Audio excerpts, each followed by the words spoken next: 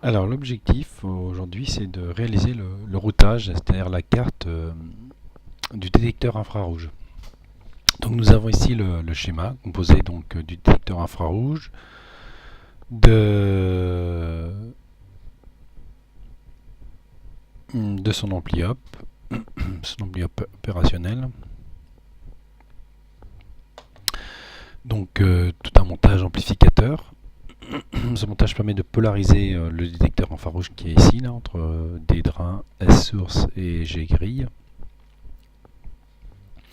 Ensuite, on a un deuxième montage à ampli op qui permet d'amplifier le signal de nouveau. Donc on récupère en J1 là, sur le point test, on récupère un signal entre 0 et VDD, un VDD étant à 5 volts. Autrement ici nous avons les douilles d'alimentation, 15 volts masse, une diode de protection, un régulateur qui permet de réaliser la tension VDD de 5 volts, une LED qui indique que l'on a bien 5 volts, une LED de fonctionnement, et un deuxième potentiel de masse qui n'est pas forcément utile, mais ça permet d'avoir 3 plots sur la maquette, ce qui facilite son maintien sur la table. Voilà. Donc là, les bornes d'alimentation, la diode de protection, le régulateur 5 volts qui alimente donc bien sûr l'ampli op entre VDD et la masse. Alors ce qu'il faut bien faire attention, c'est que quand on clique sur un composant, quand on édite ses propriétés, il faut que chaque composant ait un package, c'est-à-dire un boîtier.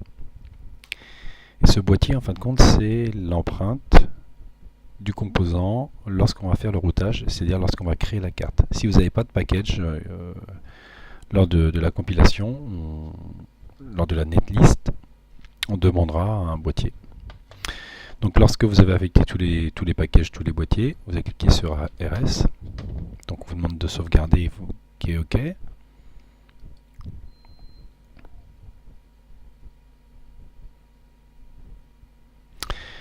Donc ARS est lancé.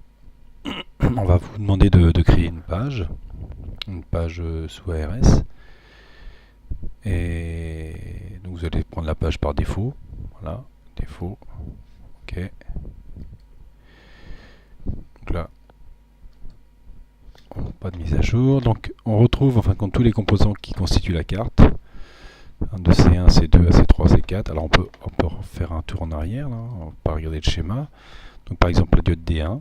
Donc si on regarde le routage de la carte, D1 est ici. Donc vous avez le menu composants. Là vous voyez les composants. Donc D1, D1, D1, D1, il est là. Voilà, c'est une diode. Là vous avez ce qu'on appelle les packages, tous les boîtiers que vous avez utilisés. Donc là ce qui nous intéresse, donc voilà, les composants. Et ensuite donc le routage de la carte, pour en parler, c'est-à-dire pour créer des pistes. Alors moi je vais vous apprendre à ce qu'on appelle router en manuel. Donc tout d'abord, il faut mettre les composants. Pour mettre les composants, ce qui est souhaitable, c'est d'avoir le schéma sous les yeux et donc d'implanter au fur et à mesure les composants. Par exemple, autour de U2, on a R7, C6, c'est-à-dire d'implanter les composants les uns à côté des autres. Donc là, je vais imprimer le schéma.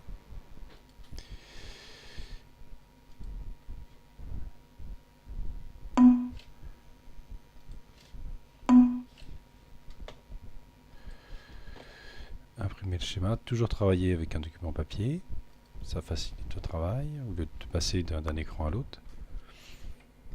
Donc on va imprimer, on ajuste à la page, on met en mode paysage, et voilà, c'est parti. Donc je vais implanter les composants un peu comme ils sont organisés au niveau du schéma. Donc je vais commencer par mettre les bandes d'alimentation, la diode de protection, le régulateur, les 3 plots pour que la carte soit maintenue. Après, je vais mettre le détecteur infrarouge. Et puis, j'ai commencé par mettre U2A, tous les composants autour, C10, après tous les composants autour. Alors, U2A, U2B, c'est le même boîtier. En fin de compte, c'est un boîtier 8 broches. Alors, je prends mon schéma. Donc, je vais prendre d'abord les bornes d'alimentation. Donc, D01, c'est le 15 volts. Je positionne. D02, c'est la masse. Je positionne. D03. Alors, on voit à peu près. Je pense que là, on va mettre la. Voilà. Je pense que la carte, ça va rentrer là. Puis on verra si on réduit après.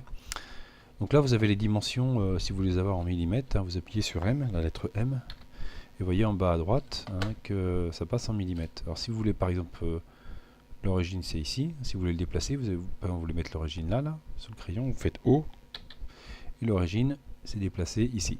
Voilà.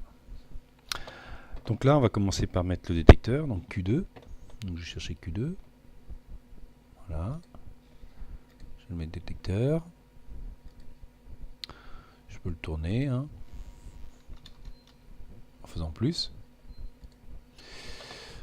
Ensuite, je vais mettre les composants. Donc, je vais mettre la diode D1. Voilà. Je fais plus pour tourner le composant. Alors, vous voyez, ce qu'on a, les traits en jaune, en fin de compte, c'est le chevelu. Le chevelu, c'est-à-dire c'est les bandes de connexion.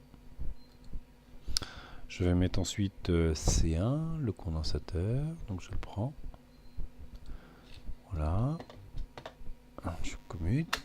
Plus, plus, plus. Voilà. Je positionne. Le régulateur U1.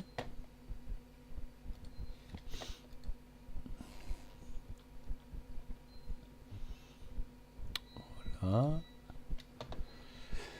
Voilà, là. C3. C3 ici. Voilà. C11.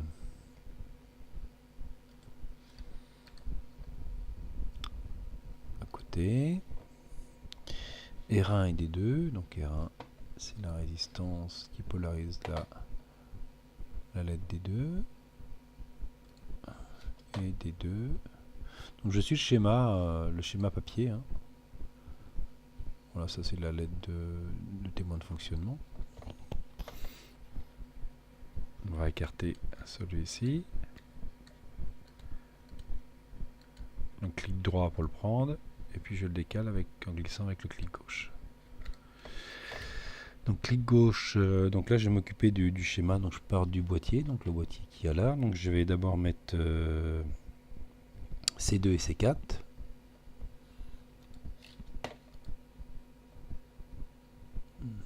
Voilà, je peux faire plus ou commuter. Peut-être qu'il va être mieux même là. Voilà. C2. C4, les deux condensateurs qu'il y a autour. Voilà. C2, C4. Après, j'ai U2A. Je vais mettre l'amplificateur opérationnel.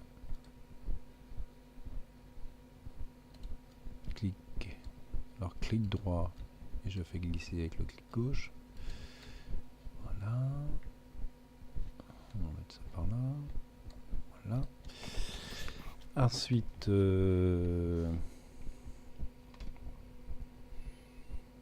R6, R7, C6. R6, je prends clic gauche, plus pour le tourner. R6, R7. C6. Donc j'essaie d'agencer au mieux, hein, en évitant de croiser les fils, voilà, en réfléchissant sur le positionnement. C6. R8, C5. R8. Vous voyez qu'au fur et à mesure, la liste des composants diminue. R8. C5. Alors c'est pareil, il faut essayer d'optimiser la carte, hein, parce qu'il faut savoir que un circuit, une feuille A4 de circuit imprimé, ça coûte à peu près 15 à 18 euros. Donc plus le circuit est petit, mieux c'est. Donc C7, voilà, on va le mettre là. C7, C8 on l'a pas mis.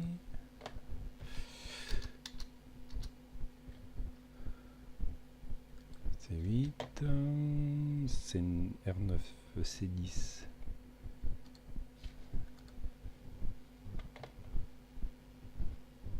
On va le mettre par là, celui-là. Voilà.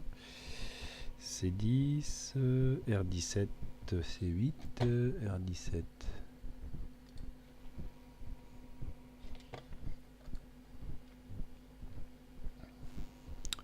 Plus.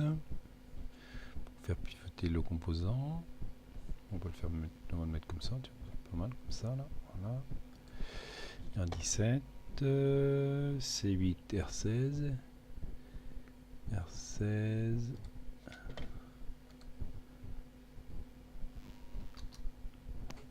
Plus.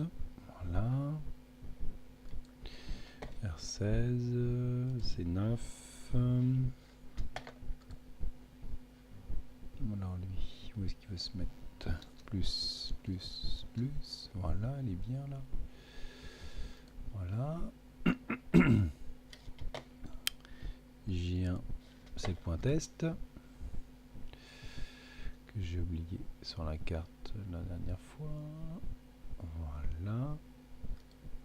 Donc c'est le point test qui permet de récupérer le signal de sortie. R9. Alors R9, faut le mettre par là, on peut le mettre par là. Voilà. Plus.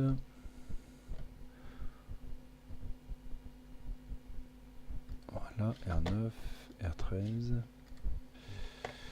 R13, par ici. Donc ce serait pas mal par là.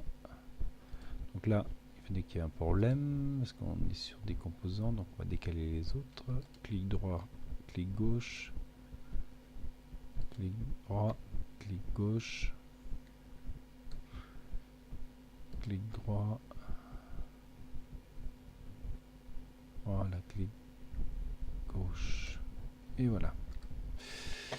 R14, on va le mettre. Alors on va par là, est-ce que ça serait mieux? Voilà, oui, on peut mettre là, voilà. R15, alors par ici, par là, plus, et voilà.